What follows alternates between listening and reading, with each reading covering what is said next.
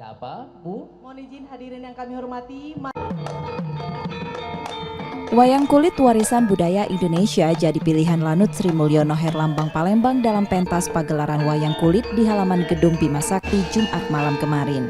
Pementasan merupakan rangkaian peringatan HUT TNI ke-78 dan Kota Palembang jadi salah satu titik dari 78 lokasi pementasan wayang kulit yang digelar serentak.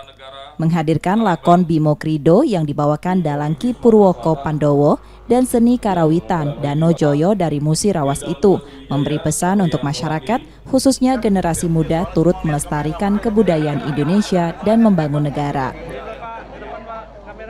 Lakon malam ini adalah Bimo Krido.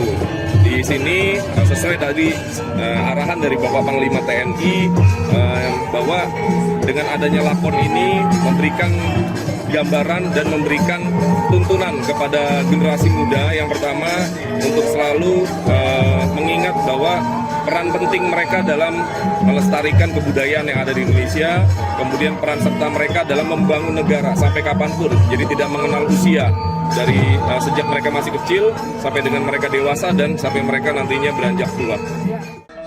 Pagelaran diharapkan makin mendekatkan TNI pada masyarakat.